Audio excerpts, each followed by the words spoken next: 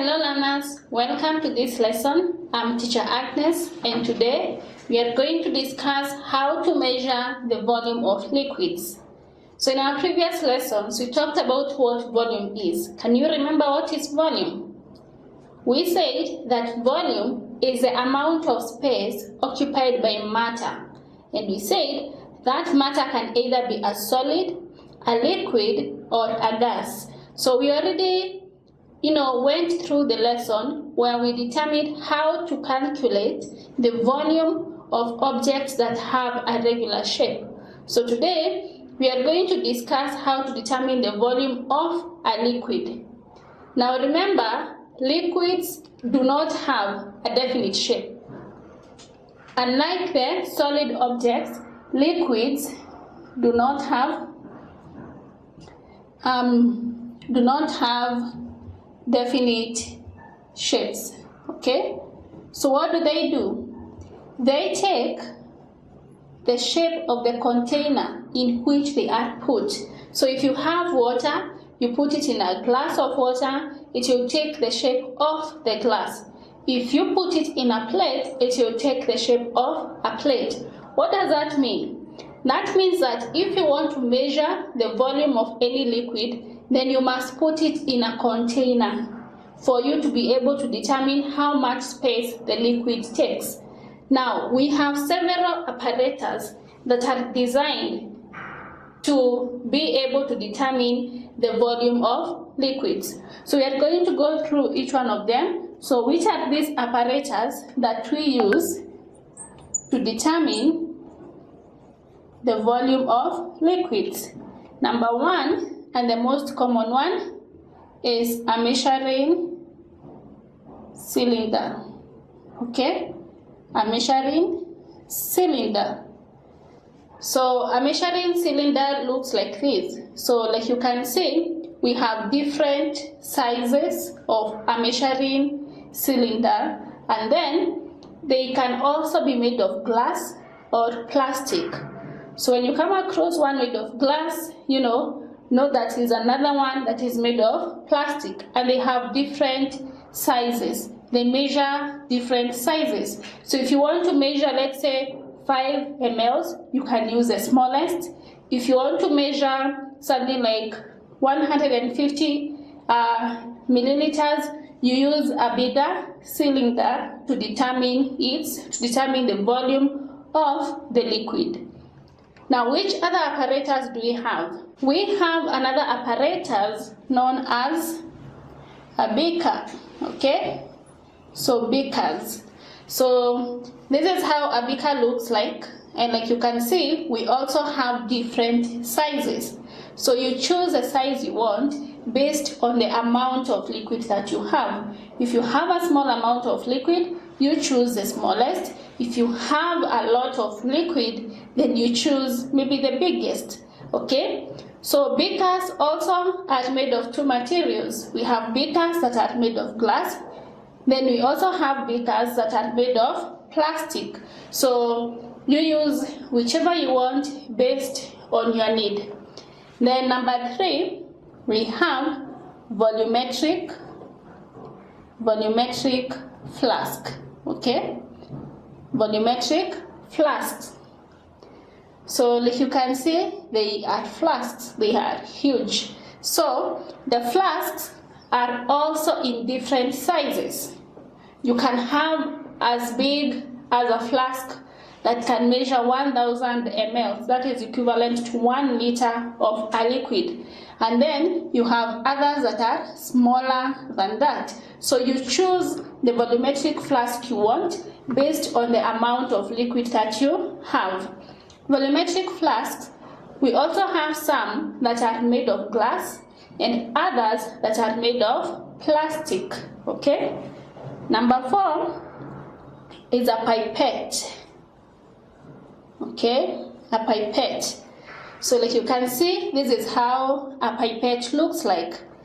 Now the pipettes we use in our laboratories have a volume of 25 ml. So mostly a pipette is used to measure 25 milliliters of a liquid.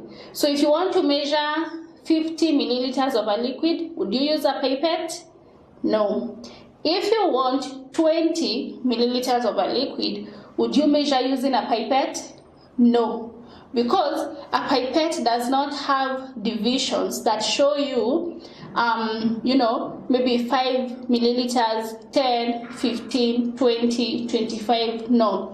There's only one label that shows you where the level for 25 milliliters get to. So you can only measure a fixed amount of liquid using a pipette, which is 25 milliliters.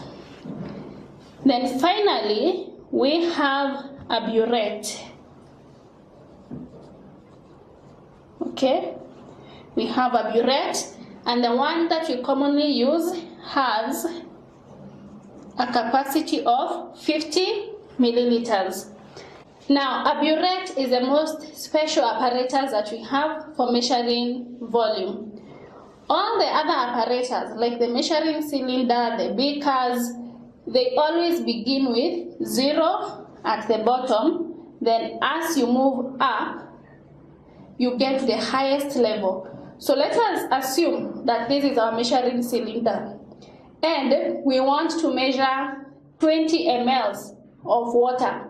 So you will pour water, and the reading at the bottom will be 0. So as the water increases, you'll get to a level where the reading or the water will coincide with the 20 ml. So that amount now, you will transfer it and use it for the purpose that you needed it for. That's how a measuring cylinder works. That's how a beaker works. You put in the water to the level that you need. If you need 50 ml, you put the water to the level of 50 ml. Now, a burette functions in the opposite way. So, for a burette, the bottom part is where 50 is calibrated, and at the top is where we have 0. You see that reverse thing? 50 is at the bottom, 0 is at the top. So, like you can see at the bottom here, there's a tap, okay? The purpose of that tap is to release the liquid from the burette. So how do you use a burette? So for a burette, you pour the water from above, okay? Like you can see the top part here, you pour the water from above. If you pour the water to the 0 mark, that means you will have filled the burette. And since the burette has a capacity of 50 ml, inside the burette, you will be having 50 ml of water. Now, if you need to measure a smaller amount than 50, what you do is that you open the tap and release that amount of water that you need. So remember, the top here is 0. So if you open the tap and you need 10 ml of water, you release the water until the level of water gets to 10, okay? So initially, your initial reading was 0, you release 10 ml, and your final reading becomes 10. So you know that you have removed 10 ml of water. So you measure using a burette by removing the water from the burette, not adding the water into the apparatus, like in the case of a measuring cylinder. Let me repeat that difference. For a measuring cylinder, if I want 10 ml, I'll take water, put it in a measuring cylinder until it gets to the level of 10, and then I'll use it.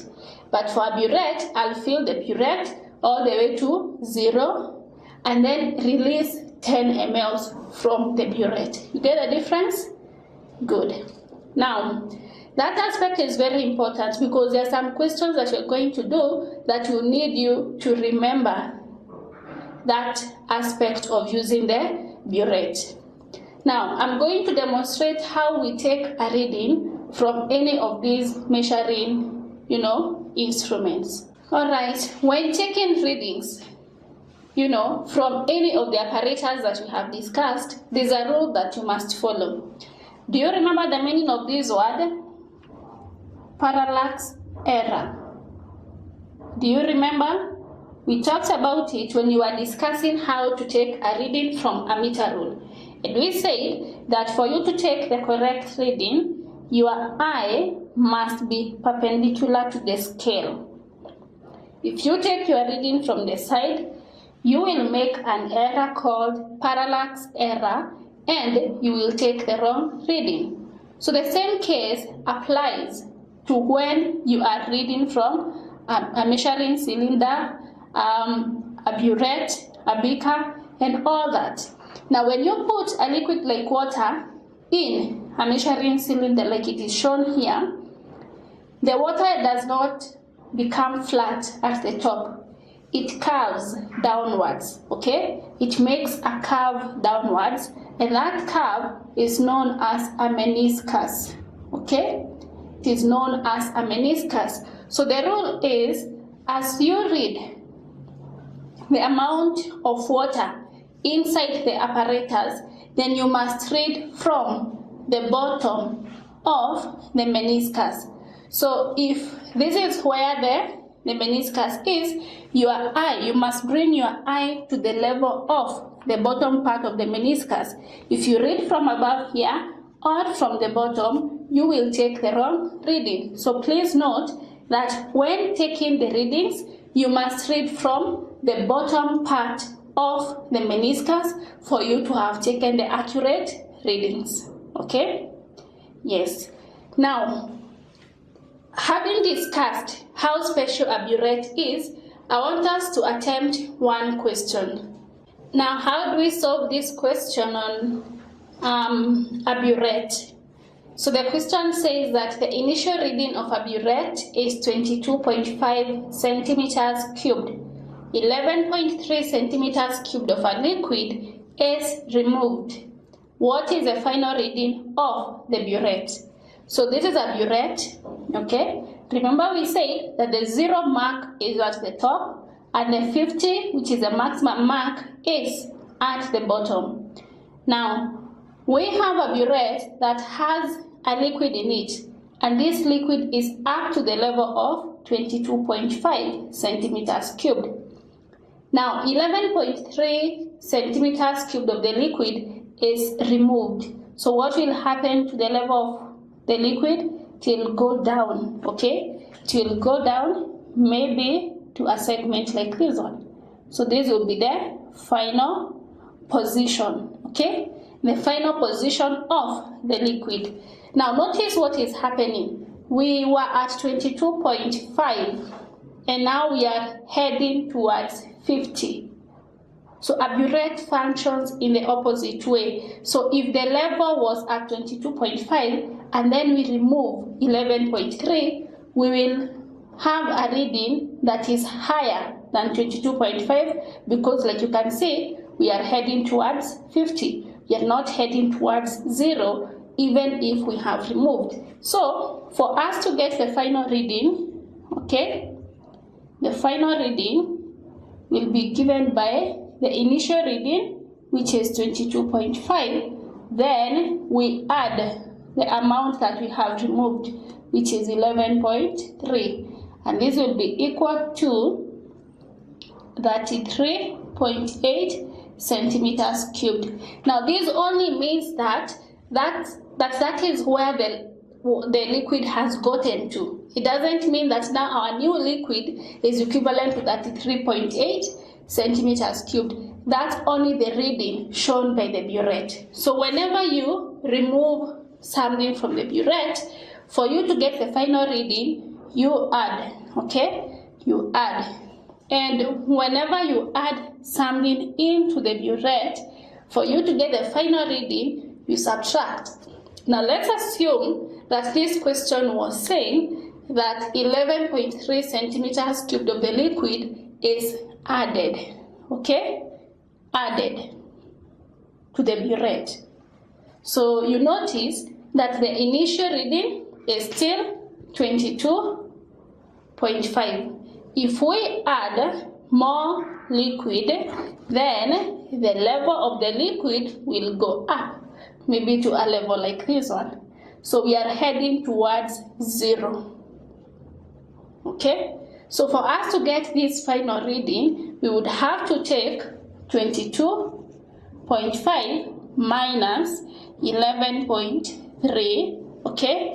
And this would give us 11.2 centimeters cubed. So remember, this is just a reading. So I hope you get the difference between a burette and any other apparatus. If you ever get confused about this, just sketch your burette. Remember that 0 is at the top. So from this 22.5 centimeters cubed level, if you remove your level, the water goes down, but the reading goes up. But if you add water, the level goes up, but the reading goes down towards 0. So I'll give you one example that you're going to use to test whether you have understood this concept. Now use this question to test yourself. The initial level of a burette is 21 centimeters cubed. 16 centimeters cubed of water is added to the burette. Determine the final reading of the burette. So remember the concepts that we have learned. In case you can't remember, try to sketch. It will make it way easier for you. Thank you for being in this lesson. See you in the next lesson.